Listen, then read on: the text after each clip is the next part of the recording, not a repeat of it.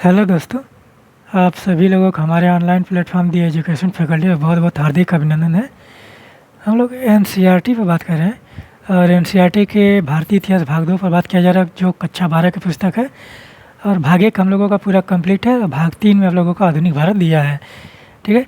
और जो कक्षा 12 की पुस्तक है उसमें प्राचीन भारत, मध्यकालीन भारत और आधुनिक भारत तीनों एक साथ दिया है। तो हम लोग मध्यकालीन भारत पर बात कर रहे हैं, जिसमें हम लोगों ने बात किया है कि यात्रा वृत्तांत किस प्रकार से थे, और फिर उसके बाद मध्यकालीन भारत में भक्ति आंदोलन, और उसके बाद हम लोगों ने बात किया कि विजयनगर साम्राज्य के बारे में। और अब हम लोग बात करें किसान, जमींदार और राज के बारे में। और इस पर अब देखेंगे कि हम लोगों ने एकदम जो बेसिक चीज़ें हैं बेहतरीन तरीके से कंप्लीट किया है, और जो चीज़ें हो रही थी समाज में वो सारी चीज़ें हम लोगों ने देखा है।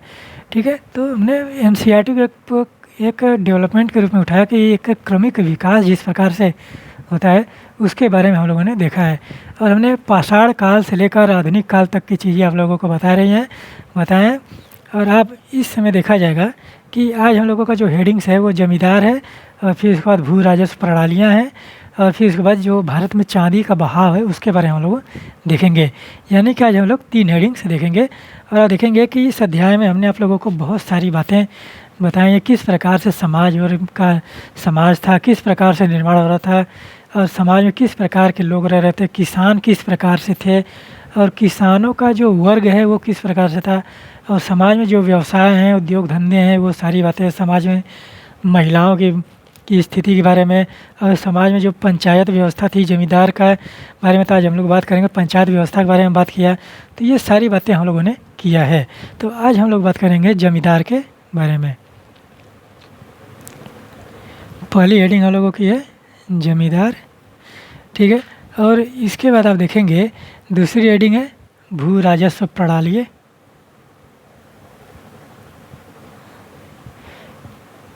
भू राजस्व प्रणाली। ठीक है। तो आज इन दोनों पर बात करेंगे। और फिर इसके बाद है चांदी का बहाव। चांदी का बहाव। ठीक है। ये 3 हेडिंग्स हम लोगों को आज कंप्लीट करना है। और देखिए कि किस प्रकार से हम लोग यहाँ पर अध्ययन करेंगे, और फिर वहाँ पर आप लोग चैनल से बने रहें, लाइक करें, कमेंट करें, शेयर करें, सब्सक्राइब करें। तो पहले आप लोगों को यह पुस्तक दिखा देते हैं कि कौन सी पुस्तक हम लोगों को पढ़ना है, और उसके बाद हम लोग अध्याय पर हेडिंग से पहुँचेंगे। ठीक है। तो इस पुस्तक हम लोग अध्ययन कर रहे हैं, और इसको आप लोग हमेशा अपने पास रखे रहिए। और यहाँ पर देखिए कि जो जमींदार वर्ग हैं वो किस प्रकार से थे। हमने पिछले लेक्चर में आप लोगों को बताया था कि किस प्रकार से जो जंगल और कबीलों का निर्माण हुआ, और उसके पहले हम लोगों ने किस प्रकार से समाज का निर्माण हुआ, वो सारी बातें हम लोगों ने किया था। ठीक है। तो आप वहाँ पर देखेंगे कि जब हमने पंचायत और पंचायतों के बारे में बात किया था, वहाँ पर जो किसान और पंचायत के बारे में हम लोगों ने बात किया था इस अध्याय में, तो उसमें हमने आप लोग को बताया था कि जो किस प्रकार से वहाँ पर समाज का में निर्माण हो रहा है, किस प्रकार से समाज के लोग कृषि व्यवसाय में लगे हुए हैं, और फिर इसके बाद समाज में कौन कौन से लोग रह रहे हैं, वर्ग, वहाँ पर जो इकोनॉमिक फैक्टर कार्य कर रहा है, वहाँ पर वर्ण व्यवस्था का खंडन हो गया है, वहाँ पर जो वर्ण व्यवस्था से जातियाँ निकल कर आई, वहाँ पर वो सारी चीज़ें देखने को मिलता है। और उन जातियों में आप देखेंगे कि जो सबसे महत्वपूर्ण भूमिका में जो है वो है आपका इकोनॉमिक्स। ठीक है। यानी कि अर्थव्यवस्था जो है उन पर वहाँ पर सामाजिक स्तरीकरण का बहुत ही ज़्यादा महत्वपूर्ण योगदान दे रहा है। ठीक है। तो वहाँ पर समाज के विभाजन में, वर्ग के विभाजन में जो सबसे महत्वपूर्ण भूमिका निभा रहा है वो है आपका अर्थव्यवस्था। और उन पर जो नियंत्रण कर रहे हैं वो कौन है? वो जमींदार वर्ग हैं, पंचायत है, फिर उसके बाद सबसे ऊपरी जो भाग है वो आपका शासक वर्ग है। ठीक है। तो अगर हम जमींदारों की बात करें तो जमींदार जो है वो प्रत्यक्ष रूप से पर जो कर की उगाही कर रहे थे वो उस प्रकार से नहीं थे। जमींदारों का यहाँ पर इस तरह से बताया गया है कि जमींदार जो थे उनकी जो ज़मीनें होती थीं, ठीक है, तो जमींदार जो है जिसके पास 100 एकड़ ज़मीन हो गई, 20 एकड़ ज़मीन हो गई, तो वो अपने ज़मीनों पर खेती कराता था। ठीक है। तो जब वो खेती कराता था तो खेती करने के लिए किसान लोग आएंगे। जब किसान आएंगे तो वो उनमें से उपज का कुछ हिस्सा रखता था, और फिर उसके बाद सारे के जो कर के टैक्स होते थे, टैक्स जो होते थे वो आपके राजशाही खाते में चले जाते थे। ठीक है, तो इस प्रकार से जमींदार वर्गों का था। तो वहाँ पर ये चीज़ देखने वाली बात है कि जो जमींदार हैं वह प्रत्यक्ष रूप से अपना टैक्स नहीं ले रहे हैं। ठीक है, क्योंकि उनका जो टैक्स का हिस्सा बन रहा है वो आपके सरकारी खाते से बन रहा है, वो सरकारी खाते से अलग भी हो रहा है।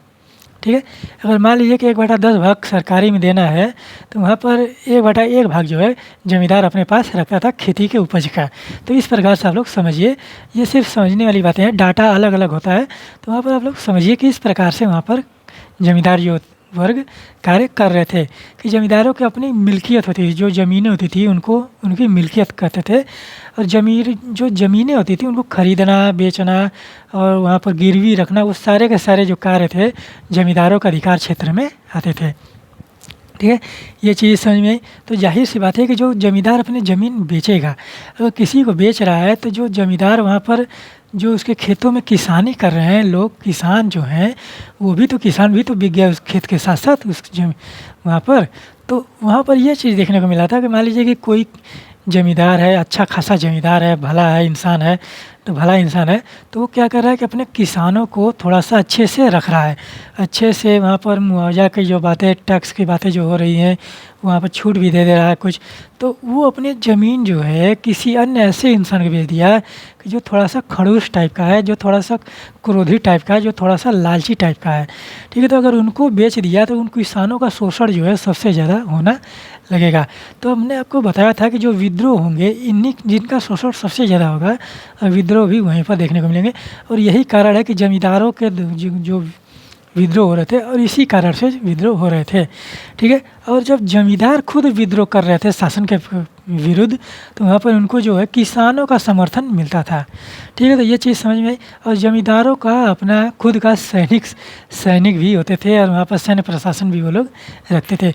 और उसके बारे में आइन देखिए, आइन अकबरी जो है अबुल फजल की, वो किस प्रकार से बताती है उसके बारे में हम लोग देखेंगे। ठीक है, तो वहाँ पर ये जो है जमींदारों के जो शासक, जो जमींदारों के जो सैन्य प्रशासन है, वो सैन्य प्रशासन जो है वो आपके जमींदारों को शक्ति का द्योतक है। तो यहाँ पर वही चीज़ बताने का प्रयास किया जा रहा है कि जमींदारों के ज़मीन जो थी वो किस प्रकार से थी और ज़मीनों को वो लोग क्या कहते थे। तो वहाँ पर देखिए कि अबुल फजल की जो इस ओर इशारा करता है, अबुल फजल इस ओर इशारा करता है कि ऊंची जाति के ब्राह्मण राजपूत गठबंधन ने ग्रामीण समाज पर पहले ही अपना ठोस नियंत्रण बना रखा था। इसमें तथाकथित मध्यम जातियों की भी खासी नुमाइंदगी थी, जैसे कि हमने पहले देखा। और इसी तरह से कई मुसलमान जमींदार भी थे, जमींदारों के भी। ठीक है, तो यहाँ पर देखिए कि जो अबुल फजल बता रहा है आईने अकबरी में कि वहाँ पर मुसलमान भी है, हिंदू भी हैं। ठीक है, तो और वहाँ पर जो जिस प्रकार से किसानी हो रहे थे और जिस प्रकार से वहाँ पर जो जमींदार वर्ग थे वो क्या थे, ऊंची जाति से आते थे, जो पहले से ही नियंत्रण समाज पर रखे हुए थे, जैसे कि ब्राह्मण और राजपूत जो थे। और ब्राह्मण राजपूतों का जो गठबंधन उसमें देखने को मिला कि वो ग्रामीण समाज में पहले ही अपना वर्चस्व स्थापित किए हुए थे। और इसीलिए यहाँ पर देखेंगे कि मध्यकालीन भारत में इस वर्ग में बहुत ही ज़्यादा जमींदार वर्ग देखने को मिलता है। और जमींदार वर्ग में आप देखेंगे कि दोनों लोग आते थे, मुसलमान और हिंदू दोनों आते थे। ठीक है, तो यहाँ पर इस तरह से देखिए। और यहाँ पर देखिए कि समसामयिक दस्तावेजों से ऐसा लगता है कि जंग में जीती जमींदारों की उत्पत्ति का संभावित स्रोत रहा होगा। अक्सर जमींदारी फैलाने का एक तरीका था ताकतवर सैनिक सरदारों का द्वारा कमज़ोर लोगों को बेदखल करना। फिर उसके बाद मगर इसकी संभावना कम ही है कि किसी जमींदार को इतने आक्रामक रूप की इजाज़त राज्य देता हो, जब तक कि राज्यादेश सनद, राज्यादेश यानी कि राज्य के द्वारा जो आदेश दिया गया है उसके बारे में बात किया जा रहा है, राज्यादेश के जरिए इसकी पुष्टि पहले ही नहीं कर दी गई हो। अगर वहाँ पर जमींदारों के जो बात किया जा रहा है कि जमींदार कैसे होते थे, उत्पत्ति का जो संभावित स्रोत है कि जो मान लीजिए कोई राज्य जो है किसी अन्य राज्य को जीत लिया, वहाँ पर अगर युद्ध हो गया तो जीत लिया, तो वहाँ पर जो ज़मीनें बची थी वहाँ पर जाकर वो लोग नियंत्रण स्थापित कर लेते थे। तो वहाँ पर एक जमींदार की उत्पत्ति का स्रोत बन गया। और फिर वहाँ पर एक जमींदारी का फैलाने का स्रोत ये था कि अगर कोई राज्य सरकार है, राज्य है, वो एक राज्यादेश निकाल कर वहाँ पर इसकी पुष्टि कर दे कि जमींदार वहाँ पर उसकी ज़मीनों खाली कराकर, बेदखल कराकर वहाँ पर उन ज़मीनों को कब्जा कर लिया जाए। तो इस तरह से भी जमींदारी व्यवस्था देखने को मिलता था।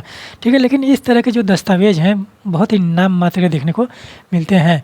ठीक है, तो राज्यादेश वाले जो दस्तावेज़ हैं वो बहुत ही नाम मात्र के मिलते हैं, क्योंकि राज्यों को जो समर्थन है वहाँ के प्रजा के द्वारा भी दिया जाता था। वहाँ पर देखेंगे कि किसानों के द्वारा भी दिया जाता था। फिर वहाँ पर किसान जो थे सैन्य प्रशासन में भी भाग लेते थे। ठीक है, तो जो सैन्य प्रशासन में भाग लिया जा रहा था वो किस वर्ग के लोग आ रहे थे, तो आप देखेंगे कि वो सभी वर्गों के लोग आ रहे हैं। तो जिसमें जो नीचे कोटि के लोग हैं, निम्न कोटि के लोग हैं, वो लोग भी किसानी में वहाँ पर किसान और सैन्य प्रशासन में भी भाग ले रहे थे। ठीक है, तो यहाँ पर देखिए कि यहाँ पर इससे भी महत्वपूर्ण थी कि जमींदारी को पुख्ता करने की धीमी प्रक्रिया। ठीक है, स्रोतों में इसके दस्तावेज भी शामिल हैं। ये कई तरीके से किया जा सकता था। नई ज़मीनों को बसाकर, जंगलबारी अधिकारों के हस्तांतरण के जरिए, राज्य के आदेश से या फिर खरीद कर। यही प्रक्रियाएं थीं जिनके जरिए अपेक्षाकृत निचली जातियों के लोग भी जमींदारी के दर्जे में दाखिल हो सकते थे। क्योंकि इस काल में जमींदारी धड़ल्ले से खरीदी और बेची जाती थी। ठीक है, तो वही हमने आपको बताया कि ज़मींदारी जो है यहाँ पर खरीदी और बेची भी जाती थी और फिर उसके बाद गिरवी भी रखी जाती है। यहाँ पर एक चीज़ देखिए, ये बॉक्स जो दिया है, एक समांतर सैनिक बल। आइन के मुताबिक मुग़ल भारत में जमींदारों की मिली-जुली सैनिक शक्ति इस प्रकार थी। तो यहाँ पर जमींदारों की मिली-जुली जो सैनिक शक्ति है उसके बारे में बात किया जा रहा है कि यहाँ देखिए कि बहुत बड़ी संख्या में घुड़सवार हैं, जिसमें आप देखेंगे कि 3,84,558 घुड़सवार की बात की गई है। 3,84,558 और यहाँ पर देखिए कि 42,77,000 पैदल सैनिक हैं, 1,863 हाथी हैं, 4,260 तोपें हैं और 4,500 नाव हैं। तो सोचिए कि अबुल फजल इतने बढ़ा चढ़ा कर बता रहा है कि इतने सारे लोग जो थे सैन्य प्रशासन में भागीदारी कर रहे थे। और ये जाहिर सी बात है कि जब इतने 42,77,057 पैदल सिपाही हैं, तो 42 लाख में से कम उसमें से कम 75% जो लोग हैं वो किसानी में भी भाग लेते होंगे। ठीक है, तो ये जो जमींदारों के सैन्य प्रशासन की बात कर रहा है, जो कौन है वहाँ पर, अबुल फजल की आईने अकबरी। ठीक है, तो यहाँ पर ये सारी चीज़ें सोचिए और समझिए कि क्या वहाँ पर जो जमींदारी व्यवस्था थी, क्या वो नाम मात्र की जमींदारी व्यवस्था थी या वो एक शासन प्रशासन चलाने की एक व्यवस्था थी। ठीक है, तो ये जिस प्रकार से आईने अकबरी बात कर रही है, तो वहाँ पर वो सारी चीज़ें देखने को मिलेगा कि वहाँ पर राजस्व की उगाही तो हो रही है, लेकिन उनका जो है प्रशासन में भी भाग देखने को मिलता है। यहाँ देखिए, कई कारणों को ने मिलकर परिवार या वंश पर आधारित जमींदारियों को पुख्ता होने का मौका दिया। मसलन राजपूतों और जाटों ने ऐसी रणनीति अपनाकर उत्तर भारत और ज़मीन की बड़ी बड़ी पट्टियों पर अपना नियंत्रण पुख्ता किया। इसी तरह मध्य और दक्षिण पश्चिमी बंगाल में किसान पशुचारियों जैसे सदगोप ने ताकतवर जमींदारियाँ खड़ी की। तो यहाँ पर देखिए कि जमींदारी की जो मिल्कियत होती थी वो वंशानुगत भी चलती थी और वहाँ पर राजा जो है उस जमींदारी को किसी अन्य को हस्तांतरण भी कर सकता था राज्यादेश के द्वारा। ठीक है, तो इस प्रकार से और इसी प्रकार से देखेंगे कि मध्य और दक्षिण पश्चिमी बंगाल में तो इस प्रकार से बहुत बड़ी बड़ी जमींदारियों को खड़ा किया गया था। ठीक है, तो यहाँ पर देखिए कि पंजाब में भी उसी तरह से बातें की जा रही थी कि पंजाब और हरियाणा वाला जो क्षेत्र है वहाँ पर तो ज़मीनें गंगा यमुना का दोआब है, वहाँ पर गंगा यमुना नदी नहीं है। पंजाब में मान लीजिए कि जो पंचनद की बातें की जाती हैं वहाँ पर दोआब है, 5 प्रकार के दोआब पाए जाते हैं। ठीक है, तो वहाँ पर जब दोआब हैं तो दोआब जो है भारत में सबसे उपजाऊ भूमि को माना गया है। और दोआबों के लिए देखेंगे कि दोआब क्या होते हैं कि दो नदियों के बीच का जो उपजाऊ स्थल है उसको दोआब बोला जाता है। ठीक है, और दोआबों के लिए तो प्राचीन भारत में देखेंगे कि वहाँ पर त्रिपक्षीय संघर्ष भी हुए हैं, बहुत ज़्यादा ही युद्ध हो चुके हैं दोआबों के लिए। तो वहाँ पर जो दोआब क्षेत्र थे पंजाब हरियाणा में, तो वहाँ की जो ज़मीनें थी वहाँ पर क्या करते थे कि वो लोग भी ज़मींदारी व्यवस्था में आए और उन लोगों ने भी अपनी मिल्कियत स्थापित करने का प्रयास किया था। ठीक है, और वहीं पर देखिए कि जो जमींदार वर्ग था वो लोग बाज़ारों का भी निर्माण करते थे। वहाँ पर बाज़ार जब लगाते थे तो वहाँ पर जो बाज़ार लगाया जाता था तो वहाँ पर जो किसान है उनकी उपज का वहाँ पर खरीद और बिक्री होती थी। तो इस तरह से भी बाज़ार का वहाँ पर जमींदार कार्य कर रहे थे। और यहाँ पर जो जब राज्य के द्वारा जमींदारों पर भू राजस्व की प्रणाली जो है लगान जो है बहुत ही ज़्यादा लगा दिया जाता था, तो जमींदार क्या करते थे, वहाँ पर विद्रोह कर जाते थे। तो राजा से जब वो विद्रोह करते थे तो वहाँ पर आप देखेंगे कि उस स्थिति में, अत्याचार की स्थिति में, राज्य के द्वारा जमींदारों पर जो अत्याचार करने की स्थिति देखने को मिलती है, तो वहाँ पर जब जमींदार विद्रोह करता था तो वहाँ पर उसके जो किसान थे उनका समर्थन भी देखने को मिलता है। तो यहाँ पर देखिए कि किस प्रकार से आईने अकबरी जो है बात करती है। और इतनी बड़ी संख्या अगर किसी के पास है सैन्य प्रशासन में, तो कहीं ना कहीं एक साम्राज्य खड़ा कर सकता है। ठीक है, तो यहाँ पर देखिए कि जो आईने अकबरी जो है वो बढ़ा चढ़ा कर भी बात करती है। और ये सारी जो जमींदारों के बारे में बातें की गई हैं वो इन्हीं पैराग्राफों में बातें की गई हैं। आप लोग इसको पढ़िए और इसको समझने का प्रयास कीजिए कि जमींदार वर्ग कितने शक्तिशाली होते थे। क्या वो राज्य को सैन्य प्रशासन मुहैया कराते थे या खुद ही राजे बनने की कोशिश करते थे। तो वो सारी चीज़ें आप लोग इसमें देखिए। और एनसीईआरटी का एक विशेष उद्देश्य ही है कि वो आप लोगों का बेसिक नॉलेज एकदम क्लियर कर दे और जो आप लोगों का ज्ञान है वो एकदम ब्रॉड लेवल में हो जाए। किसी किताब को पढ़ने समझने और इतिहास को पढ़ने समझने का तरीका यही है कि जब तक आप किसी चीज़ को पढ़ रहे हैं, पढ़िए, वो अच्छी बात है, लेकिन उस पर अगर चिंतन मनन नहीं कर रहे हैं, सोच विचार नहीं कर रहे हैं कि क्यों हुआ, कैसे हुआ, क्या कारण थे होने के और उसका परिणाम जो निकल कर आ रहा है वो क्या हो रहा है, अगर उस पर आप विचार नहीं करते हैं तो आप लोगों को इतिहास समझ में नहीं आने वाला। ठीक है, और इतिहास का आप कोई भी चीज़ उठा लीजिए, अगर पॉलिटिकल साइंस के अगर हम संविधान की बात करें, वहाँ पर राजनीतिक प्रशासन की बात करें, राज्य व्यवस्था की बात करें, तो वहाँ पर अगर हम संघवाद की बात कर रहे हैं, तो अगर संघवाद की अगर हम बोल रहे हैं, तो अगर संघवाद के बारे में आप लोगों को नहीं पता है, अगर आप पढ़े हैं तो संघवाद पढ़ेंगे तो आप उस पर सोचेंगे कि संघवाद का जो परिणाम निकल कर आया भारत में वो किस प्रकार से था, फेडरलिज्म जो है वो किस प्रकार से है। अगर आप संप्रभुता की बात कर रहे हैं तो संप्रभुता आप लोगों को समझने वाली बातें हैं। ठीक है, तो वो कहीं देखने को नहीं मिलेगी संप्रभुता और ना ही आपको संघवाद देखने को मिलेगा।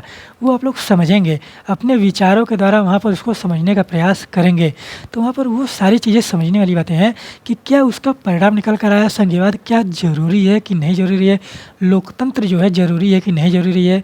तो आप लोग उस पर सोचेंगे, तो विचार जब करेंगे तो आप लोगों के मन में नई नई विचारधाराएँ आएंगी। तो वही चीज़ें हम आपको बताने की कोशिश कर रहे हैं कि जब आप कोई चीज़ पढ़ रहे हैं तो वहाँ पर आप लोग उसको सोचिए, समझिए और वहाँ पर चिंतन मनन करिए और उसको बाद की चीज़ों, घटनाओं को एक आकलन करके देखिए कि एक अनुमान लगा कर देखिए कि क्या चीज़ें हो सकती हैं। तो वहाँ पर आप लोगों का जो नॉलेज है वो एकदम ब्रॉड लेवल में बहुत ही ज़्यादा समझ में आएगा। अगर एक लाइन आप पढ़ेंगे तो आप लोगों को 10 लाइन समझ में आएगा। अगर कोई शब्द अगर बोला जा रहा है तो वहाँ पर उसके बारे में आप लोगों के दिमाग में एक सिनेरियो तैयार हो जाएगा, एक खाका तैयार हो जाएगा। अगर हम भू राजस्व प्रणाली अगर आप नहीं पढ़े हैं, अगर नहीं समझे हैं, उस पर चिंतन मनन नहीं कर रहे हैं, तो अगर हम एक शब्द बोलेंगे तो आप लोगों को पढ़ना पड़ेगा। अगर आप पढ़े हैं, चिंतन मनन करें हैं, सोच विचार किए हैं, तो अगर भू राजस्व प्रणाली अगर एक शब्द हम बोलते हैं तो आप लोगों को एक दिमाग में एक खाका खींच जाएगा कि मध्यकालीन भारत में भू राजस्व प्रणाली किस प्रकार से थी। ठीक है, तो यहाँ पर ये सारी चीज़ें आप लोगों के लिए हम आपको जो बताने की कोशिश कर रहे हैं कि आप लोग एक थिंकर टाइप का बनिए, कि एक जो चिंतक होता है, एक समाज सुधारक होता है, एक सामाजिक व्यक्ति जो होता है, जो समाज के बारे में सोचता है, जो अपने भविष्य के बारे में सोचता है, भविष्य का निर्माण करता है, वो सारी चीज़ें आप लोग सोचिए। और जब तक सोचेंगे नहीं तो वहाँ पर किसी भी चीज़ का निर्माण नहीं हो सकता। इन किताबों के बल पर आप लोग कुछ नहीं कर पाएंगे। ठीक है, किताबें आप लोगों को ज्ञान जरूर देंगी, लेकिन आपको जो सोचने समझने की क्षमता है वो नहीं बढ़ा पाएंगे जब तक आप खुद से कोशिश नहीं करते। ठीक है, तो वहाँ पर ये सारी चीज़ें आप लोग करिए और वहाँ पर सोचिए और चिंतन मनन जरूर करिए, कोई भी चीज़ पढ़िए। तो अगर हम भू राजस्व प्रणाली से बात करें तो भू राजस्व प्रणाली क्या होती है? भू राजस्व प्रणाली वही होती है कि वह नियम कानून जो है, जो किसानों के द्वारा खेती की जा रही है, खेती के द्वारा जो उत्पादन किया जा रहा है, उस उत्पादन पे जो टैक्स लगाया जा रहा है, उसके नियम कानून को हम लोग भू राजस्व प्रणाली कहते हैं। तो एक लाइन में आप लोगों का उत्तर मिल गया कि भू राजस्व प्रणाली क्या होता है। और भू राजस्व प्रणाली को लागू करने की जो प्रक्रिया है, भू राजस्व प्रणाली को वसूलने की प्रक्रिया है, लेने की प्रक्रिया है, और कौन लोग भू राजस्व दे रहे थे, वो सारी चीज़ें जो हैं आप लोगों को जब पढ़ेंगे समझेंगे तब आप लोगों को वो चीज़ें देखने को मिलेंगी।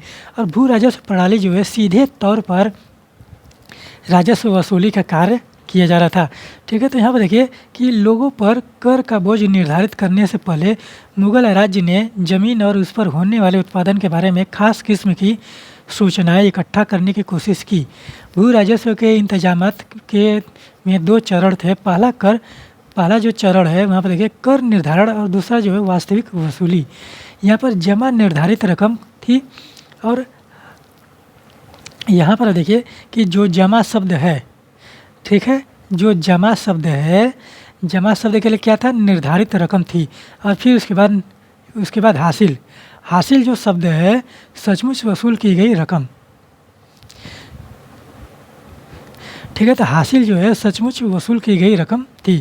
ठीक है, तो यहाँ पर ये चीज़ें समझने वाली बात है कि जो भू राजस्व प्रणाली का जो नियम लागू किए गए थे, जो पहला चरण था वो कर निर्धारण था कि भू राजस्व प्रणालियों का कितना हिस्सा जो है वहाँ पर उत्पादन का कितना हिस्सा जो है हम लोग लेंगे। ठीक है, तो कर निर्धारण हो गया। दूसरा जो था वास्तविक वसूली, कि वहाँ पर जाकर मान लीजिए कोई खेत में वहाँ पर 10 कुंटल गेहूँ हुआ है, 10 कुंटल गेहूँ में से उसमें भू राजस्व प्रणाली, वहाँ पर एक नियत भू राजस्व प्रणाली है कि उसके द्वारा लिया जा रहा है। ठीक, तो वो क्या हो गया, कर निर्धारण प्रणाली हो गया। अगर वहीं पर 10 एकड़ वहाँ पर 10 क्विंटल गेहूँ हो रहा है और वहाँ पर जाकर डायरेक्ट वसूली किया जा रहा है कि 10 कुंटल गेहूँ में से तुमको 4 कुंटल गेहूँ जो सरकारी खाते में देना है, तो ये क्या हो गया कि वहाँ पर वास्तविक वसूली हो गई, वहाँ पर डायरेक्ट वसूली की जा रही थी। ठीक है, तो इस प्रकार से भी कर का निर्धारण होता था। एक प्रत्यक्ष कर था और वहाँ पर एक डायरेक्ट जाकर उसको वसूल लिया जाता था। तो प्रत्यक्ष कर को एकदम नियत किया गया था जिसे कर निर्धारण कह जाते थे, और वहाँ पर जमा भी लिखा जाता था कि कितना हम जमा किए हैं, कुछ बाद में भी देंगे। तो वहाँ पर जमा जो था निर्धारित रकम थी, यानी कि जो जमा आप कर दिए कि वहाँ पर मान लीजिए कि 10 कुंटल गेहूँ में से 4 कुंटल हमको देना है, तो 2 कुंटल हम जमा कर दिए और वो जमा राशि हो गई कि वो निर्धारित हो गया कि हम उतना दे चुके हैं, और उसके बाद जो 2 कुंटल बचेगा उसको हम बाद में दे देंगे या कुछ दिन के बाद उसको हम चुकता कर देंगे। ठीक है, तो उस प्रकार से चल रहा था। और फिर हासिल में सचमुच वसूली की गई रकम। ठीक है, तो जो वहाँ पर जैसे कि मान लीजिए कि 10 कुंटल गेहूँ हो गया, उसमें से 4 कुंटल हम ले लिए, तो ये क्या हो गया, सचमुच की वसूली की गई रकम हो गई। ये क्या हो गया, आपका हासिल हो गया कि हम 4 कुंटल गेहूँ जो है हासिल कर लिए। तो इस प्रकार से वहाँ पर कार्य हो रहे थे। और इन भू राजस्व प्रणालियों को आप लोग समझिए और देखिए कि क्या इस प्रकार से वहाँ पर किसानों पर इसका क्या प्रभाव पड़ा और ज़मींदारों पर इसका क्या प्रभाव पड़ रहा था। ठीक है, तो यहाँ देखिए कि अमील गुजार या राजस्व वसूली करने वाले के कामों की सूची में अकबर ने यह हुक्म दिया कि वहाँ जहाँ उसे अमील गुजार को कोशिश करनी चाहिए कि खेतिहर नगद भुगतान करें, वहीं फसलों में भुगतान का विकल्प भी खुला हो। राजस्व निर्धारित करते समय राज्य अपना हिस्सा ज़्यादा से ज़्यादा रखने की कोशिश करता था, मगर स्थानीय हालात की वजह से कभी कभी सचमुच में इतनी वसूली कर पाना संभव नहीं हो पाता था। ठीक है, तो यहाँ पर वो चीज़ें बताई जा रही है कि अगर कहीं पर खेती कम हो रही है, वहाँ पर ज़मीनें कम है, वहाँ पर ज़मीनों पर खेती पैदावार कम हो गया, वहाँ पर सूखा पड़ गया, अकाल पड़ गया, तो वहाँ पर जो वसूली की रकम थी वो कहीं कहीं वहाँ पर जो वसूली कम होती थी। तो वही अकबर आदेश देता था कि वहाँ पर जो अकबर आदेश दिया है कि राज्य जो है अपने हिस्सा सबसे ज़्यादा रखता था, लेकिन वो संभव नहीं हो पाता था कि वो वहाँ पर वसूली इतना कर पाना। ठीक है, तो वहाँ पर राजस्व वसूल निर्धारित करते समय अपना राज्य जो अपना हिस्सा ज़्यादा से ज़्यादा रखने की कोशिश करता था। तो वहाँ पर अकबर का जो आदेश है कि अकबर ने वहाँ पर जिस प्रकार से बात किया कि अकबर ने यह हुक्म दिया कि जहाँ उसे कोशिश करनी चाहिए खेतिहर नगद भुगतान करे। तो वहाँ पर अकबर का आदेश था कि खेतिहर जो वहाँ पर जो टैक्स लिया जा रहा है, लगा लिया जा रहा है, वो नगद भुगतान हो। ठीक है, तो इस प्रकार से बात की जा रही है। और वहाँ पर देखिए कि किस प्रकार से कि हर प्रांत में जुती हुई ज़मीन और जोतने लायक ज़मीन दोनों की नपाई की गई। अकबर के शासनकाल में अबुल फजल ने आइन में ऐसी ज़मीनों के सभी आंकड़ों को संकलित किया। उसके बाद के बादशाहों ने शासनकाल में भी ज़मीन की नपाई के प्रयास जारी रहे। मसलन 1665 ईस्वी में औरंगजेब ने अपने राजस्व कर्मचारियों को स्पष्ट निर्देश दिया कि हर गाँव में खेतिहरों की संख्या का सालाना हिसाब रखा जाए। इसके बावजूद सभी इलाकों की नपाई सफलतापूर्वक नहीं हुई। जैसा कि हमने देखा, उपमहाद्वीप के कई बड़े ऐसे जंगलों से घिरे हुए थे और इनकी नपाई नहीं हुई। तो वहाँ पर देखिए कि किस प्रकार से जो शासक वर्ग है वहाँ पर ज़मीन की नपाई कर रहा है। और 1665 ईस्वी में औरंगजेब ने तो स्पष्ट निर्देश दे दिया कि वहाँ पर सालाना जो ज़मीनों की उपज है उसको लेखा जोखा रखा जाए। ठीक है, तो उस प्रकार से भी कार्य किए जा रहे थे कि ज़मीनों की नपाई करके वहाँ पर जो राजस्व वसूली की जा रही थी। और वहाँ पर देखिए कि बहुत ही जो जंगल झाड़ियाँ हैं, जंगल को भारत के उपमहाद्वीप क्षेत्र में यानी कि दक्कन वाले क्षेत्र की बातें किया जा रहा है, ये वाला जो एरिया है भारत में, वहाँ पर जंगल वंगल बहुत ही ज़्यादा थे, आज भी हैं। तो जंगलों की नपाई तो कर नहीं सकते, और वहाँ पर जंगलों को सफाई करके जब उपजाऊ योग्य भूमि बनाएंगे तब तो हम वहाँ पर वहाँ पर उत्पादन करेंगे। तो वहाँ पर उसको भी नापना बहुत ही ज़्यादा मुश्किल हो रहा था। ठीक है, तो वो ज़मीनें जो हैं वो छूटी रह जाती थी। जो ज़मीनों पर खेती हो रहे थे वहाँ पर उतना ज़्यादा कर वसूलना बहुत ही ज़्यादा मुश्किल हो रहा था। ठीक है, तो यहाँ देखिए कि अमीन क्या होते थे कि एक मुलाजिम था जिसकी जिम्मेवारी यह सुनिश्चित करना था कि प्रांतों में राजकीय नियम कानून का पालन हो रहा है। ठीक है, तो अमीन क्या होते थे, वहाँ पर राजकीय नियम कानून का पालन करने वाले लोगों की देख रेख करने वाला जो था वो अमीन था। तो जो नए नए आप लोगों को शब्द मिलते हैं ना, उसको आप लोग एक जगह रख लीजिए, लिख कर रखे रहेंगे तो आप लोगों को यूपीएससी के जब एग्ज़ाम देंगे आप लोग आईएएस पीसीएस का, तो उसमें ये इन शब्दों का प्रयोग किया जाता है। और इस तरह से किया जाएगा कि आप लोगों को समझ में नहीं आएगा कि क्या होते हैं। तो आप लोग इन सारे शब्दों को आप लोग वहाँ पर रख लीजिए लिख कर। ठीक है, तो जैसे कि इधर के जो शब्द थे, इधर हमने आपको जो शब्द बताया, हासिल क्या हो गया, जमा क्या आ गया, निर्धारण क्या हो गया।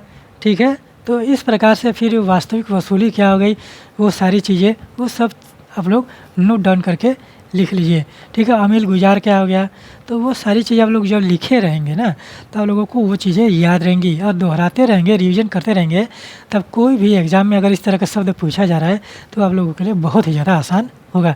तो यहाँ पर देखिए कि अमीन किसको बोला गया है कि जो राजकीय अधिकारी होते थे उनको देख रेख करने वाला अमीन होता था, प्रांतों में राजकीय नियम कानून का पालन हो रहा है कि नहीं। ठीक है, तो उस तरह के अधिकारी होते थे। फिर यहाँ पे देखिए कि अकबर के शासन में भूमि का वर्गीकरण, आइन में वर्गीकरण के मापदंडों की निम्नलिखित सूची दी गई है। तो यहाँ देखिए कि किस प्रकार से भूमियों का निर्धारण किया गया और कौन सी भूमि को क्या बोला गया, ये बहुत ही ज़्यादा पूछता है कृषि एग्रीकल्चर से, मध्यकालीन भारत के एग्रीकल्चर से, यानी कि अकबर के शासन प्रशासन से, कृषि से बहुत ही ज़्यादा प्रश्न बनता है। यहाँ पर आप लोग उस चीज़ को आप लोग नोट डाउन कर लिया और समझ लीजिए। ठीक है, अकबर बादशाह अपनी गहरी दूरदर्शिता के साथ ज़मीनों का वर्गीकरण किया और हर एक वर्ग की ज़मीन, मान लीजिए कि हर एक यानी कि हर एक वर्ग का, ठीक है, हर एक वर्ग की ज़मीन के लिए अलग अलग राजस्व निर्धारित किया जैसे किया। ठीक है, तो वहाँ पर ज़मीनों का जब वर्गीकरण किया तो ज़मीनों का नाम रखा गया। पहली ज़मीन जो थी पोलज, ठीक है, पहली ज़मीन जो थी पोलज थी। पोलज वह ज़मीन है जिसमें एक के बाद एक हर फसल, यहाँ पे एक बार फिर से पढ़िए, कि जिसमें एक के बाद एक हर फसल की सालाना खेती होती है और जिसे कभी खाली नहीं छोड़ा जाता। ठीक है, तो यहाँ पर आप लोग उस तरह से समझे कि पोलज वो ज़मीन होती थी कि जिस पर हमेशा खेती की जाती थी और एक के बाद वहाँ पर कृषि जो है, वहाँ पर खेती जो है निरंतर चलती रहती थी, उसको पोलज भूमि कहा जाता था। यानी कि जो सबसे ज़्यादा उपजाऊ भूमि है वहाँ पर मुगल काल में जो सबसे ज़्यादा उपजाऊ भूमि है उसको क्या बोला गया, पोलज बोला गया। और सबसे ज़्यादा उपजाऊ भूमि कहाँ मिलेंगे, नदियों के किनारे मिलेंगे और नदियों के दोआब क्षेत्रों में मिलेंगे। ठीक है, तो ये चीज़ समझ में आई। तो ये समझने वाली बात है कि पोलज ज़मीन किसको बोला गया। फिर उसके बाद परौती ज़मीन क्या होती थी। ठीक है, ज़मीनों के बारे में आप लोग जान लीजिए।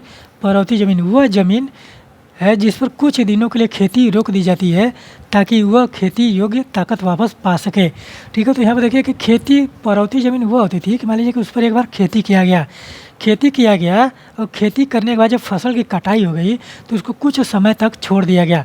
जब छोड़ दिया गया और इसलिए छोड़ा गया कि वह ज़मीन जो है खुद से अपनी खेती योग्य बन जाए, तो उसको क्या बोला गया कि परौती बोला गया। यानी कि इस प्रकार की ज़मीन की एक बार खेती करने के बाद उसको छोड़ दिया जाए, फिर दूसरे सीजन में उस पर खेती किया जाए, उसको परौती ज़मीन बोला गया। तो इस तरह से समझ में आया। फिर उसके बाद क्या हुआ,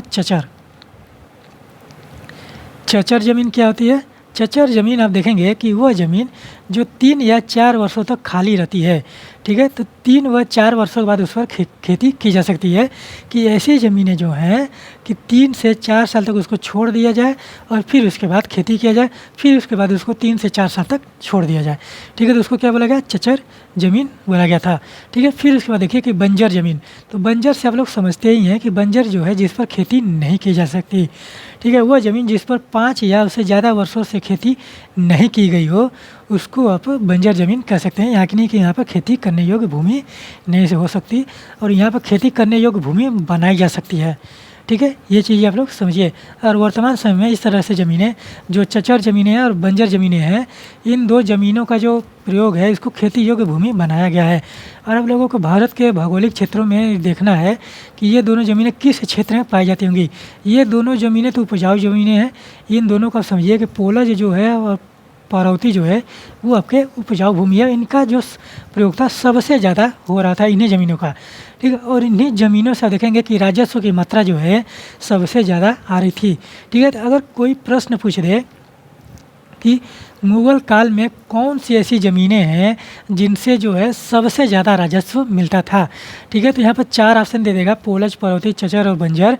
वहाँ पर 4 ऑप्शन देकर वहाँ पर कूट की सहायता से दे देगा कि 1 2 2 3 3 4 इस तरह से 2 2 ऑप्शन का कूट दे देगा। तो आप लोगों को पता होना चाहिए कि पोलज और परौती ज़मीनों से सबसे ज़्यादा राजस्व वसूली होता था। तो इस प्रकार से आप समझेंगे और इस प्रकार से पढ़ेंगे तो आप लोगों को जो नॉलेज है एकदम ब्रॉड लेवल में समझ में आएगा। ठीक है, यहाँ देखिए कि जिस पर 5 या उससे ज़्यादा पहले 2 प्रकार की ज़मीन की 3 किस्में हैं, अच्छी, मध्यम और ख़राब। और इन दोनों ज़मीनों में अच्छी, मध्यम और ख़राब ज़मीनें होती थीं। वे हर किस्म की ज़मीन के उत्पाद को जोड़ देते हैं और तीसरा हिस्सा मध्यम उत्पाद माना जाता है, जिसका 1/3 हिस्सा शाही शुल्क माना जाता है। ठीक है, तो यहाँ पर अकबर के शासन के बारे में जो कृषि है उसके बारे में आप देखिए और ज़मीनों का जो वर्गीकरण है वो किस प्रकार से हो रहा था और जो वहाँ पर टैक्स की बातें की जा रही हैं वो किस प्रकार से थी। तो यहाँ पर जो नॉलेज है आप लोगों को जब तक सोचेंगे नहीं, समझेंगे नहीं, तो वहाँ पर आप लोगों को नॉलेज जो है अधूरा ही रहेगा। तो यहाँ पर ये चीज़ें समझिए। और यहाँ पर हमने आपको प्रश्न भी बताया यूपीएससी कैसे प्रश्न पूछती है और कि कौन सी भूमि जो है वहाँ पर उपजाऊ होगी। ठीक है, यहाँ पर देखिए कि ये जो एक मैप दिया गया है ये मुग़ल शासन के बारे में बात करता है। यह देखिए कि यहाँ पर दिखा है बाबर का शासन 1530। तो ये वाला जो ग्रे कलर का है, डार्क ग्रे है, तो वो बाबर का शासन ये यहाँ से यहाँ तक था, यानी कि अफ़गानिस्तान से लेकर पश्चिम बंगाल तक, यानी कि बिहार तक क्षेत्र उसका था। ठीक है, बाबर का। फिर उसके बाद अकबर का शासन 1605, ये जो लाइट पिंक में है अकबर का शासन, तो बाबर का शासन भी उसमें सम्मिलित होगा। ठीक है, ये भी आप लोग समझिए। तो बाबर का शासन और अकबर का शासन दोनों मिलाकर कितना हो गया, यह देखिए कि यहाँ से लेकर अकबर यहाँ तक शासन कर रहा था। यहाँ तक पूरा एकदम जो नॉर्थ ईस्ट वाला एरिया है वहाँ तक शासन उसका था। गजनी से लेकर, बल्ख से लेकर, यानी कि अफ़गानिस्तान से लेकर वहाँ पर नॉर्थ ईस्ट वाले पश्चिम बंगाल तक वहाँ पर अकबर का शासन था। ठीक है, उसके बाद देखिए औरंगजेब का शासन 1707 तक मुग़ल शासन इतना बड़ा था कि पूरे भारत इतिहास में अगर कोई भी इतिहास देखिए, प्राचीन इतिहास, मध्यकालीन भारत और जो वहाँ पर आधुनिक भारत है, वहाँ पर जो सबसे बड़ा शासन है वो औरंगजेब का था। औरंगजेब का शासन देखिए कि यहाँ से लेकर पूरा अफ़गानिस्तान से लेकर यहाँ पर कंधार है, फिर यहाँ पर जो गुजरात वाला क्षेत्र है, राजस्थान वाला क्षेत्र है, महाराष्ट्र है, कर्नाटक का कुछ क्षेत्र है, यहाँ पर तमिलनाडु का कुछ क्षेत्र है, फिर आंध्र प्रदेश है, पश्चिम बंगाल है, पूरा नॉर्थ ईस्ट वाला एरिया है, यहाँ पर चीन तक का औरंगजेब का शासन था। ठीक है, तो यहाँ पर देखिए कि कितने बड़े शासन पर मुग़ल शासन था। तो यहाँ पर आप मैप देखिए, उसको समझने का प्रयास कीजिए कि इतने बड़े साम्राज्य पर औरंगजेब शासन कर रहा था तो वहाँ पर विद्रोह होने अवश्य संभावित है, क्योंकि अगर यहाँ पर विद्रोह का वहाँ पर जो परिवहन के साधन जो है नगण्य मात्र है ना, तो घोड़े से आप दूरी तय करेंगे तो मान लीजिए कि अगर हम दिल्ली से गए, दिल्ली से हमको बल्ख जाना है, ठीक है, तो बल्ख जाना है तो दिल्ली से बल्ख जाने में हमको 20 दिन लग जाएंगे। ठीक है, तो यहाँ पर जो विद्रोह है जो अपने बड़े पैमाने पर हो जा रहा था। ठीक है, तो फिर वहीं पर यही बात हो रही थी, पूरे हर जगह वही बात हो रहा था कि वहाँ पर जो जमींदार वर्ग है, जो राज्य के अधिकारी हैं, वहाँ पर प्रशासन बटा हुआ था, तो जो राज्य के अधिकारी हैं तो वो विद्रोह कर रहे थे। तो वहाँ पर जो औरंगजेब जो है वहाँ पर शासन प्रशासन करने के लिए बहुत ही ज़्यादा स्ट्रिक्ट हो गया। और जब स्ट्रिक्ट हो गया, वहाँ पर जब कठोर हो गया तो उसको क्या बोल दिया गया, उसको कट्टर बोल दिया गया। ठीक है, तो वो वहाँ पर समझने वाली बात है कि औरंगजेब को कट्टर क्यों बोला गया। ठीक है, वहाँ पर आप देखिए कि किस प्रकार से औरंगज़ेब का शासन है, कितना बड़ा है। और जब तक वो कट्टरता का पालन नहीं करेगा, कठोरता का पालन नहीं करेगा, तो अपने साम्राज्य को अछूत नहीं बना पाएगा। और यही कारण था कि जब औरंगज़ेब की मृत्यु होती है 1707 ईस्वी में, तो वहाँ पर जो मुग़ल साम्राज्य पूरी तरह से विखंडित हो गया, ठीक है? तो पूरी तरह से विखंडित हो गया और यही कारण है क्या देखेंगे कि भारत में अंग्रेज़ों का स्थापित होने का को अवसर मिल गया था, ठीक है? तो ये सारी चीज़ें आप लोग जब इतिहास पढ़ रहे हैं तो वहाँ पर आप समझेंगे तो बहुत ही ज़्यादा ब्रॉड लेवल में चीज़ें समझ में आएंगी, ठीक है? तो यहाँ पे देखिए कि मनसबदारी व्यवस्था के बारे में बात किया गया है कि मनसबदारी व्यवस्था का जो प्रचलन किया गया था वो आपके अकबर के द्वारा किया गया। और मनसबदारी प्रथा जो है जमींदारी व्यवस्था का एक अगला रूप माना गया है। यहाँ देखिए कि मुगल प्रशासनिक व्यवस्था के शीर्ष पर एक सैनिक नौकरशाही तंत्र मनसबदारी था, जिस पर राज्य के सैनिक और नागरिक मामलों की जिम्मेदारी थी, ठीक है? तो राज्य के सैनिक और नागरिक मामलों की जो जिम्मेदारी था वो क्या था, मनसबदारी व्यवस्था के अंतर्गत आता था, ठीक है? कुछ मनसबदारों को नकदी भुगतान किया जाता था, जबकि उनमें ज़्यादातर को साम्राज्य के अलग अलग हिस्सों में राजस्व के आवंटन के जरिए भुगतान किया जाता था। समय समय पर उनका तबादला भी किया जाता था, ठीक है? तो ये सारी चीज़ें आप लोग समझिए कि मनसबदारी व्यवस्था एक सैनिक प्रशासन थी जो राज्य के सैनिक और नागरिकों के मामलों की जिम्मेदारी रखता था, ठीक है? तो यहाँ पर देखिए कि एक पैराग्राफ ये है और एक बॉक्स ये, इन दोनों के बारे में बात कर हम लोग चांदी के बारे में बात किया जाएगा कि भारत में चांदी कैसे आई, ठीक है? तो यहाँ पर देखिए कि आइन से यह एक और अनुच्छेद है, यानी कि एक और उद्धृत किया गया है कि किस प्रकार से एक पैराग्राफ उद्धृत किया गया है कि अमील गुजार, ठीक है? तो अमील गुजार सिर्फ नगद लेने की आदत न डालें बल्कि फसल भी लेने के लिए तैयार रहें। यह बाद वाला तरीका कई तरह से काम में लाया जा सकता है। पहला कड़कुत यहाँ पर एक शब्द लिखा गया है कि कड़कुत हिंदी जुबान में कड़ का मतलब है अनाज और कूत का मतलब है अंदाज़ा। तो कड़कुत का जो अर्थ हुआ कि अनाज का अंदाज़ा लगाकर वहाँ पर लेना, ठीक है? तो वहाँ पर नकदी भुगतान जो था वहाँ पर पैसे रुपये का भुगतान कर दिया जाता था, वो नगद में हो जाता था।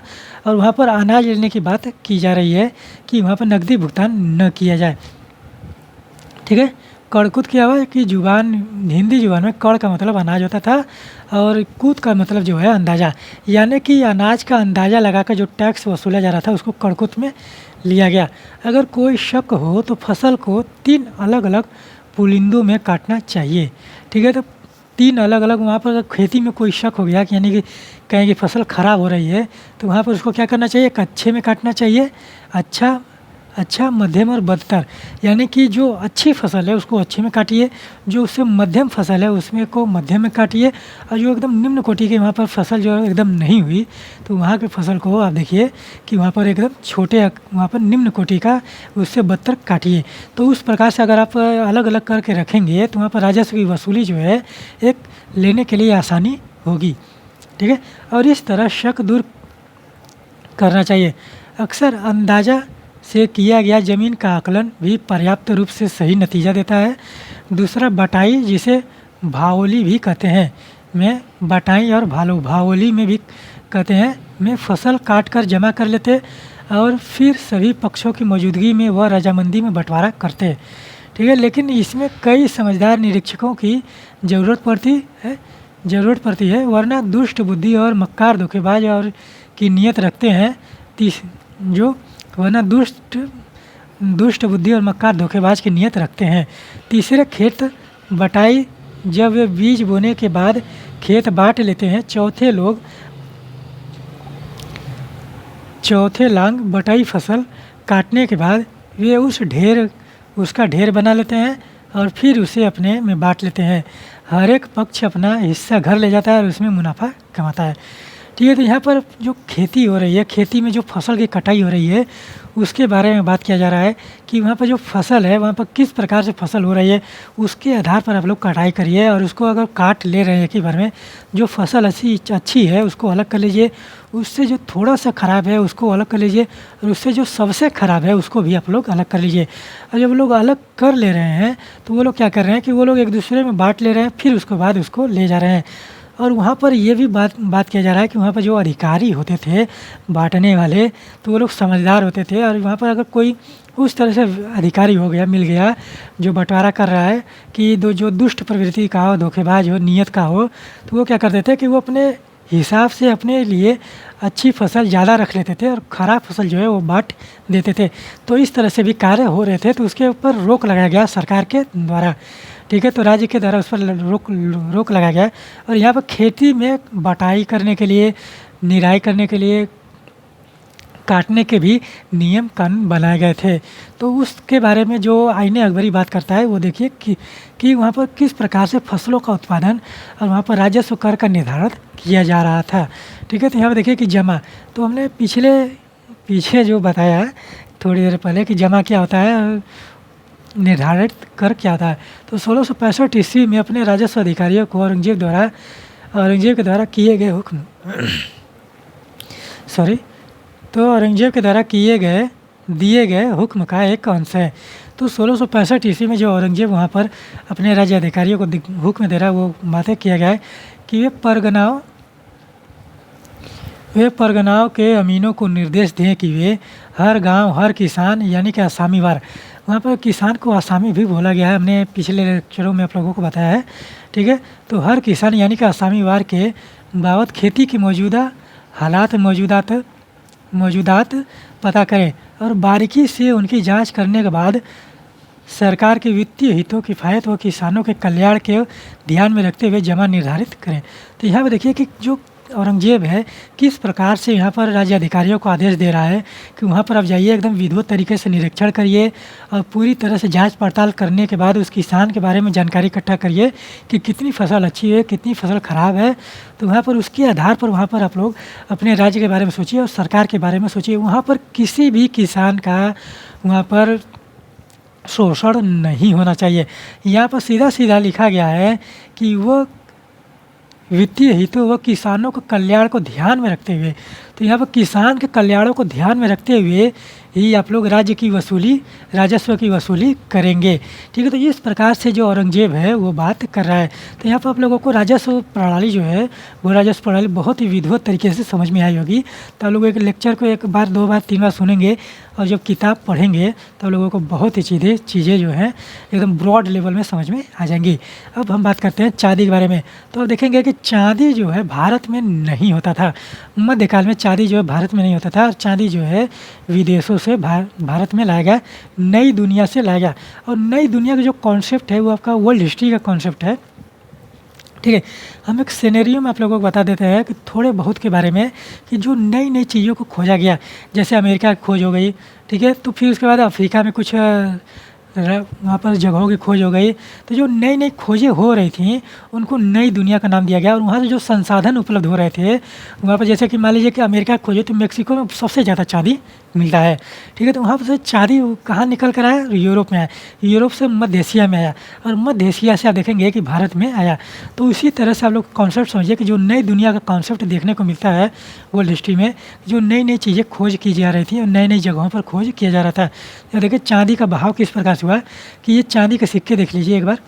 मुग़ल काल में चांदी के सिक्के जो है उर्दू भाषा में लिखा गया। ये इस पर जो ये डिज़ाइन, इसको मत समझिएगा कि ये डिज़ाइन बनाया गया है, यहाँ पर उर्दू भाषा में लिखा गया है। ठीक है, अकबर द्वारा जारी किए गए चांदी के रुपए के दोनों तरफ हैं। तो यहाँ दोनों तरफ में देखिए कि चांदी के जो रुपए हैं वो किस प्रकार से वहाँ पर उर्दू भाषा में कुछ लिखा गया है। उर्दू तो हमको आता नहीं, तो नहीं हमको पढ़ कर सुनाते भी। ठीक है, तो यहाँ पर उर्दू भाषा में कुछ लिखा गया है। तो जो लोग उर्दू जानते हैं वो लोग समझ जाएंगे कि क्या लिखा हुआ है। तो यहाँ देखिए कि मुग़ल साम्राज्य एशिया के उन बड़े साम्राज्यों में से एक था जो 16वीं-17वीं सदी में सत्ता और संसाधनों पर अपनी पकड़ मजबूत बनाने में कामयाब रहे। तो यहाँ देखिए कि ये मुग़ल साम्राज्य जो है इतना बड़ा, ठीक है, तो ये अकबर का शासन क्या था, अकबर का शासन यही है ना, ये वाला अकबर का शासन है, ये अकबर का शासन हुआ पूरा। तो इतने बड़े शासन पर अकबर शासन कर रहा था। ठीक है, तो ये सारी चीज़ें आप समझेंगे। तो जो मुग़ल साम्राज्य वो एशिया का सबसे बड़े साम्राज्यों में से एक था। ठीक है, तो यहाँ देखिए कि संसाधनों पर अपनी पकड़ मजबूत बनाने में सफल रहे और भू राजस्व प्रणाली जो है भू राजस्व प्रणालियों के द्वारा, प्रशासनिक व्यवस्था के द्वारा वहाँ पर उन्होंने पकड़ उस तरह से बनाया। ठीक है, तो उस तरह से समझिए। और फिर इसके बाद, और ये साम्राज्य थे मिंग। मिंग यानी कि चीन, चीन में, तो यहाँ पर आप लोग नोट डाउन करते रहेंगे नए नए शब्दों को कि मिंग चीन में, सफ़ावी ईरान में और ऑटोमन जो है तुर्की में। तो इन साम्राज्यों में जो मुग़ल साम्राज्य था, इतने बड़े साम्राज्यों में वो शामिल होता था। ठीक है, तीन साम्राज्यों की राजनीतिक स्थिरता ने चीन से लेकर भूमध्य सागर तक ज़मीनी व्यापार को जीवंत जाल बिछाने में मदद की। ठीक है, तो चीन से लेकर भूमध्य सागर तक यानी कि यूरोप तक। भूमध्य सागर कहाँ पड़ता है? अफ्रीका और यूरोप के मध्य में। चीन कहाँ पड़ता है? भारत के ऊपर, सर पे। ठीक है, तो एकदम ऊपर हैं वो लोग, सर पे नहीं, मान लीजिए कि सर पे नहीं, वहाँ पर ऊपर है, भारत के उत्तरी दिशा में चीन पड़ता है। ठीक है, और उन लोगों ने क्या किया कि चीन से लेकर वहाँ पर भूमध्य सागर के क्षेत्रों तक वहाँ पर पैदल व्यापार का, स्थल रूप से व्यापार करने का वहाँ पर रूट बनाया, यानी कि सड़क बनाए, जिसको हम लोग सिल्क रोड कहा जाता है। तो सिल्क रोड बनाए, और वहीं पर आप देखेंगे कि उसी रोड को बनाने के बाद वर्तमान समय में चाइना करता है OBOR, OBOR। ठीक है, तो OR भी हो सकता है। तो इस प्रकार से आप देख लीजिए कि ये एक जो वहाँ पर उसकी जो परियोजना है कि वो सिल्क रोड को मरम्मत करने की कोशिश करा है, और वो सिल्क रोड जो है देखेंगे कि मध्य एशिया से लेकर यूरोप तक जाएगी। ठीक है, तो उस पर कार्य अभी चल रहे हैं। तो अब बहुत सारे देश जो हैं मिलकर इस पर कार्य कर रहे हैं।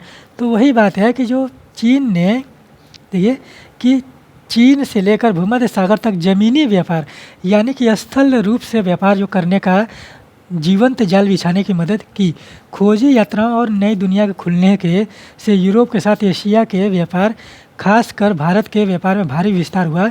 इस वजह से भारत के समुद्र पार व्यापार में एक और भौगोलिक विविधता आई, तो दूसरी ओर कई नई वस्तुओं का व्यापार शुरू हो गया। ठीक है, लगातार बढ़ने वाले व्यापार के साथ भारत से निर्यात होने वाली वस्तुओं का भुगतान करने के लिए एशिया में भारी मात्रा में चांदी आई। ठीक है, तो यहाँ पर देखिए कि भारत से जो व्यापार किए जा रहे थे, जिन मालों का व्यापार किया जा रहा था, जिन संसाधनों का व्यापार किया जा रहा था, कि वो जो व्यापार मध्य एशिया में ले जाकर कर रहे हैं, मान लीजिए कि ऑटोमन साम्राज्य में कर रहे हैं, फिर चीन में कर रहे हैं, फिर सफ़ावी यानी कि ईरान में कर रहे हैं। तो जो व्यापार किया जा रहा है, तो वो लोग क्या कर रहे हैं कि यूरोप की जो वासी हैं, तो जो यूरोपीय वासी जो हैं, वो लोग व्यापार के बदले, वहाँ पर संसाधन के बदले वो क्या कर रहे हैं कि चांदी उनको उपलब्ध करा रहे हैं। ठीक है, क्योंकि वहाँ पर चांदी जो है वो उपलब्धता ज़्यादा देखने को मिली थी, क्योंकि वहाँ पर अमेरिका की खोज हो गई थी। ठीक है, तो अमेरिका में चांदी संसाधन बहुत ही देखने को मिला था, तो वहाँ पर मध्य एशिया में चांदी आई, और मध्य एशिया से जो चांदी आई, और मध्य एशिया से वो कहाँ गई? भारत में। और वही देखेंगे कि भारत में उन्होंने शासक वर्गों ने चांदी के रुपये चलाए।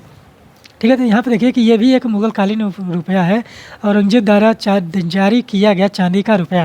तो यहाँ पे देखिए कि अकबर द्वारा जो चांदी किया गया है, ये वर्गाकार है, चांदी की वर्गाकार है, और यहाँ पर जो चांदी का रुपया जारी किया गया है औरंगजेब के द्वारा, वो एक गोल है, और यहाँ पर भी उर्दू में चीज़ें लिखी गई हैं।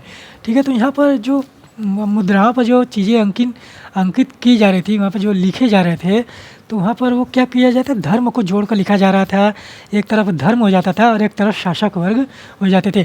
और इस प्रकार से हम लोगों ने प्राचीन काल में बहुत सारी बातें की हैं कि जो मुद्राओं का प्रचलन देखने को मिलता है वो किस प्रकार से था। तो वही कार्य जो है मुग़लों ने भी भारत में किया। यहाँ पर एक देखिए कि एक चित्र बनाया गया है कि देखिए कितने बारीकी से कढ़ाई किया गया है। यहाँ पर देखिए किन किन रंगों का प्रयोग किया गया है, किन किन चीज़ों का प्रयोग किया गया है, और फूल पत्ती जो यहाँ पर जिस तरह से चित्रों को उकेरा गया है, वो सारी चीज़ें आप लोग ध्यानपूर्वक देखिए। यहाँ पर देखिए स्त्रियों का चित्र है, यहाँ पर राजाओं का चित्र है, यहाँ पर शासक वर्गों का चित्र है, रानियों का चित्र, वो किस प्रकार से है। देखिए कि यूरोपीय बाज़ारों की मांगों को पूरा करने के लिए भारतीय उपमहाद्वीप के वस्त्र उत्पादन का एक उदाहरण। यहाँ देखिए कि इस प्रकार से वस्त्र अगर बनाया जाए और इस प्रकार से कालीन बनाया जाए, बेडशीट बनाया जाए, वहाँ पर चादर बनाया जाए, तो कितना ही ज़्यादा अगर कोई नई चीज़ दिखेगा यूरोप में तो वो लोग उसको ज़्यादा ही खरीदेंगे। और वो लोग जब व्यापार वहाँ पर प्रारंभ हुआ तो वो क्या किए कि चांदी को वहाँ पर चांदी से व्यापार करना प्रारंभ किए। और यही कारण है कि चांदी जो है भारत में आई, और चांदी इतना आ गया भारत में है कि वहाँ पर चांदी के सिक्के चलने लगे। और इसीलिए भारत, अब देखिए कि भारत में आज हम लोग कागज़ के नोट चला रहे हैं, वहाँ पर तांबे और स्टील के सिक्के चल रहे हैं, लेकिन मध्यकाल में, प्राचीन काल में भारत में सोने और चांदी के सिक्के चले हैं। सोचिए कि भारत कितना साधन संपन्न था कि वहाँ पर सोने और चांदी के सिक्के चले हैं। सोचने वाली बात है कि किसी देश में चांदी के सिक्के और सोने के सिक्के चले हैं, और आज उस देश में सोने के भाव जो है कितने ज़्यादा उछाल पर है। ठीक है, तो ये सोचने वाली बात है। ठीक है, तो वहाँ पर जो सिक्के चल रहे थे कि वो देखिए किस प्रकार से है। और अभी भी आप देखेंगे कि कहीं पर कोई किसी चीज़ का वहाँ पर देखिए कि खनन कार्य हो रहा है, उत्खनन कार्य हो रहा है, वहाँ पर जो देखने को मिलते हैं, तो वहाँ पर क्या देखने को मिलते हैं? तांबा देखने को मिलेंगे, चांदी और सोना देखने को मिलेंगे। ठीक है, चांदी, यही सब सारी चीज़ें देखने को मिलेंगे। वहाँ पर कागज़ वगज का प्रचलन नहीं था। और सांकेतिक मुद्रा का प्रचलन एक बार मोहम्मद बिन तुगलक ने किया था, लेकिन वो असफल हुआ। ठीक है, तो सांकेतिक मुद्रा यानी कि हम किसी चीज़ पर लिख कर आपको दे देते हैं, तो कागज़ था ही नहीं, कागज़ बहुत बाद में आया। ठीक है, तो पत्तों पर लिख कर दे दिया जाता था। यहाँ पर किसी, मान लीजिए कि कोई सील भी लगाने का प्रावधान था, तो सील लगाने पर सील पर लिख कर दे दिया जाता था। तो उस तरह से कार्य किए जा रहे थे। तो देखिए कि समाज जो है अपने अंदर कितनी जटिलताओं और विभिन्नताओं और कितने सामंजस्यपूर्ण चीज़ों को लेकर चल रही है। तो यहाँ पर एक इटली का यात्री था जो यात्रा वृत्तांत लिखा है, जोवान्नी कारेरी। तो जोवान्नी कारेरी जो है लगभग 1690 ईस्वी में भारत से गुजरा। कब गुजरा? जोवान्नी कारेरी कब गुजरा? 1690 ईस्वी में। और 1690 ईस्वी में किसका शासन है? वो है औरंगजेब का। ठीक है, औरंगजेब के शासन काल में जोवान्नी घुमा, और देखिए कि औरंगजेब का कितना बड़ा शासन है। ठीक है, तो इतना बड़े शासन में जोवान्नी घूम रहा था। ठीक है, तो यहाँ से गुजरा, और वो अपने यात्रा वृत्तांत में कहता है कि होकर गुजरा। इस बात का बड़ा सजीव चित्र पेश किया कि वह किस तरह से 40 तमाम दुनिया से होकर भारत पहुँचती थी। उसी समय यह भी पता चलता है कि 17वीं सदी के भारत में बड़ी अद्भुत मात्रा में नगद और वस्तुओं का आदान प्रदान हो रहा था। और यहाँ पर देखिए, ये एक पैराग्राफ इसी से, चांदी के बहाव से ही है। ठीक है, तो यहाँ पर इस पैराग्राफ को पढ़ने के बाद आप लोगों को वहाँ पर बात किया जाएगा, और कल हम लोग बात करेंगे अबुल फजल की आईने अकबरी पर। ठीक है, और यह आप लोगों का आखिरी लेक्चर होगा यहाँ पर कल आप लोगों का। तो वहाँ पर यह भी अध्याय आप लोगों का कंप्लीट हो जाएगा, फिर उसके बाद हम लोग बात करेंगे। ठीक है, तो यहाँ पे देखिए कि भारत में चांदी कैसे आई। तो जोवान्नी कारेरी जो है 1690 ईस्वी में जो भारत से गुजरा, उसने किस प्रकार से लेख लिखा है कि जोवान्नी कारेरी के लेख बर्नियर के लेख पर आधारित है। ठीक है, तो फ्रांस बर्नियर का जो लेख था उस पर आधारित था। उसके आधार पर इसने लिखा कि लेख के निम्नलिखित अंश से हमें यह पता चलता है कि मुगल साम्राज्य में कितनी भारी मात्रा में बाहर से धन आ रहा था। ठीक है, तो यहाँ देखिए कि मुगल, ठीक है, साम्राज्य की धन संपत्ति का अंदाज़ा लगाने के लिए पाठक इस बात पर गौर करे कि दुनिया भर में विचरने वाला सारा सोना चांदी आखिरकार यहाँ पहुँच जाता है। ठीक है, तो सबसे ज़्यादा व्यापार जो है, व्यापारी वर्ग जो है वहाँ पर भारत में ही आते थे। और जो मुग़लों का जो वहाँ पर देखिए कि जो औरंगजेब का शासन प्रशासन है और वहाँ पर जो अकबर का शासन प्रशासन है, और जिस प्रकार से इतने बड़े साम्राज्य पर मुग़लों ने शासन किया, तो जाहिर सी बात है कि व्यापार यहाँ से ज़्यादा होगा। और क्योंकि यहाँ के जो भौगोलिक वातावरण है वो व्यापार के उत्पादन के लिए बहुत ही ज़्यादा वहाँ पर अनुकूल था। ठीक है, तो जाहिर सी बात है कि भारत से व्यापार सबसे ज़्यादा होंगे। तो जब व्यापार सबसे ज़्यादा होंगे तो जो वहाँ पर संसाधन होंगे, सोना चांदी होंगे, तो भारत में ही आएंगे ना। तो यहाँ पर वो लोग भारत में लेकर आते थे। ठीक है, आखिरकार यहीं पहुँच जाता है। ये सब जानते हैं कि इसका बहुत बड़ा हिस्सा अमेरिका से आता है और यूरोप के कई राज्यों से होते हुए थोड़ा सा हिस्सा कई तरह की वस्तुओं के लिए तुर्की में जाता है, और थोड़ा सा हिस्सा रेशम के लिए स्मिर्ना होते हुए फारस पहुंचता है। ठीक है, स्मिर्ना यहाँ पर एक शब्द लिखा गया है। यहाँ पर एक स्मिर्ना जो है एक स्थान का नाम होना चाहिए। ठीक है, तो हमने आपको बताया कि जो अमेरिका की खोज हुई थी वहाँ पर चांदी बहुत ही ज़्यादा संख्या मिला था। मेक्सिको में आज भी वर्तमान समय में भी मेक्सिको जो है चांदी का सबसे बड़ा उत्पादक राज्य है। ठीक है, तो वही हमने आपको बताया कि नई दुनिया को, उसको नई दुनिया नाम दिया गया था। कि नई दुनिया कॉन्सेप्ट इस तरह से समझिए कि नई दुनिया जो है कि जहाँ पर नई नई चीज़ों के खोजे जा रहे थे और जो वहाँ पर नई नई जगहों को खोजा गया था, जैसे अमेरिका हो गए और उसके बाद अफ्रीका वाले राज्य हो गए। ठीक है, तो वहाँ पर उस तरह से जब देखिए कि स्मिर्ना होते हुए फारस पहुँचता था, यानी कि सफावी पहुँचता था। ठीक है, अब चूँकि तुर्की लोग काफ़ी से अलग नहीं रह सकते, ठीक है। तुर्की जो है, तुर्की जो वहाँ पर तुर्की में आप देखेंगे कि ऑटोमन साम्राज्य है वहाँ पर। ठीक है, तो ऑटोमन साम्राज्य वाले जो थे कि वो लोग कॉफ़ी के बिना नहीं रह सकते थे। और कॉफ़ी आप देखेंगे, कॉफ़ी का जो भारत में उत्पादन हो रहा था, चीन में जो चाय का उत्पादन हो रहा था, वो सारी चीज़ें उससे वो लोग खरीदते थे। तो कॉफ़ी से अलग नहीं रह सकते, जो कि ओमान और अरबिया से आती थी। ओमान और अरबिया में भी वहाँ पर कॉफ़ी का उत्पादन बहुत ही ज़्यादा हो रहा था। और वहाँ पर देखिए कि आगे क्या क्या आ रहा है कि आती है, और न ही फ़ारस, अरबिया और तुर्की के लोग भारत की वस्तुओं के बिना रह सकते। तो यहाँ पर वही बात किया जा रहा है कि अमेरिका से जो चांदी है यूरोप में आई, यूरोप से तो ऑटोमन साम्राज्य में आई। और ऑटोमन साम्राज्य जो है, ऑटोमन लोग जो हैं वो कॉफ़ी के बिना नहीं रह सकते थे।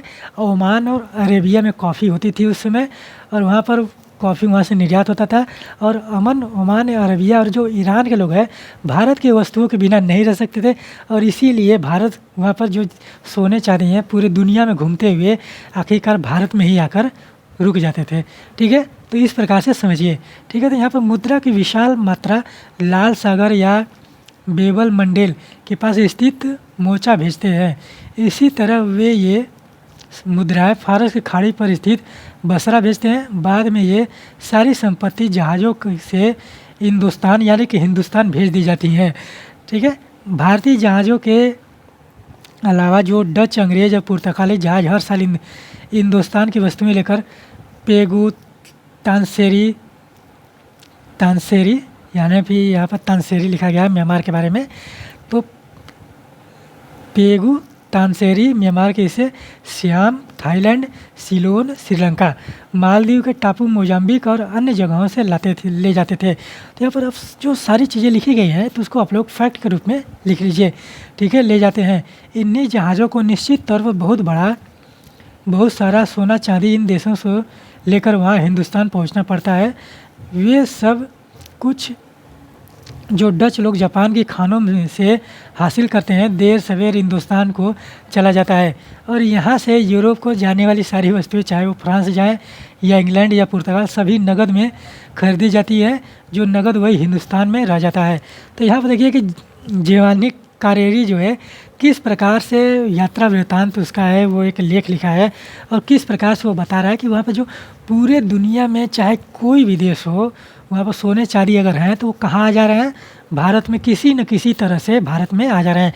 और इसका मतलब ये हुआ कि भारत में वो हर एक चीज़ वहाँ पर उत्पादन किया जा रहा है कि जो अन्य देशों को निर्यात किया जा सकता है। ठीक है, तो यहाँ पर ये समझने वाली बात है कि भारत में कितने बड़े पैमाने पर उत्पादन किया जा रहा होगा। ठीक है, तो वो सारी चीज़ें समझिए और समझने का प्रयास कीजिए कि किस प्रकार से वहाँ पर देखने को मिलता है, किस प्रकार से यात्रा वृत्तांत हो रहा है।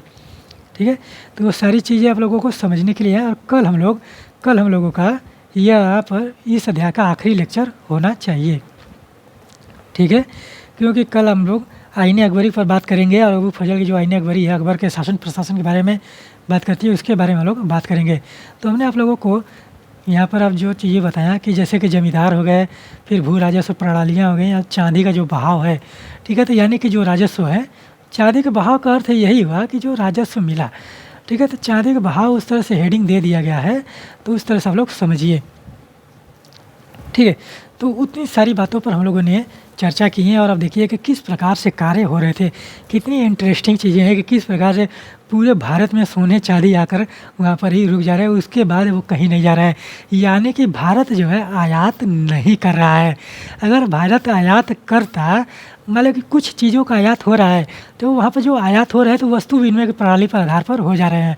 ठीक है, वहाँ पर संसाधन के वहाँ पर नहीं हो रहे हैं, सोने चांदी के आधार पर नहीं हो रहे हैं। तो अगर वहाँ पर अन्य देशों के साथ आयात हो रहा है तो वस्तु विनिमय की प्रणाली पर हो जा रहा है। लेकिन वहाँ पर जो आयात है सोने चांदी से नहीं किया जा रहा है, लेकिन निर्यात जो है वहाँ पर यानी कि जो बेच कर लाया जा रहा है, तो वो क्या हो रहा है कि वो सोने चांदी पर ही बेचा जा रहा है। वहाँ पर उस वस्तु विनिमय प्रणाली देखने को नहीं मिलती है। इस आधार पर देखेंगे कि भारत में सोने चांदी की संख्या जो है बहुत ही ज़्यादा हो जाती है। ठीक है, तो यहाँ पर आप लोग पढ़िए, समझिए, और बहुत सारी जानकारियाँ आप लोगों को मिलती हैं। तो लाइक करें, कमेंट करें, शेयर करें, सब्सक्राइब करें, जैसे हम लोग मोटिवेट होकर आप लोगों के लिए और भी चीज़ें लेकर आए। तो आशा करते हैं कि आप लोग स्वस्थ होंगे, पढ़ाई को सही दिशा निर्देशन अच्छे तरीके से करेंगे। और आप लोगों को एनसीईआरटी पसंद आती होगी और एनसीईआरटी पढ़ते रहिए, क्योंकि बहुत ही ज़्यादा ज़रूरी है कि एनसीईआरटी पढ़ना। एनसीईआरटी से आप लोगों का बेसिक नॉलेज जो है विधिवत तरीके से कंप्लीट हो जाएगा। ठीक है, यहीं पर अपने वाणी को विराम देता हूँ। मिलता हूँ अगले लेक्चर में, नेक्स्ट लेक्चर में इसी तरह से शानदार तरीके से। तब तक के लिए धन्यवाद।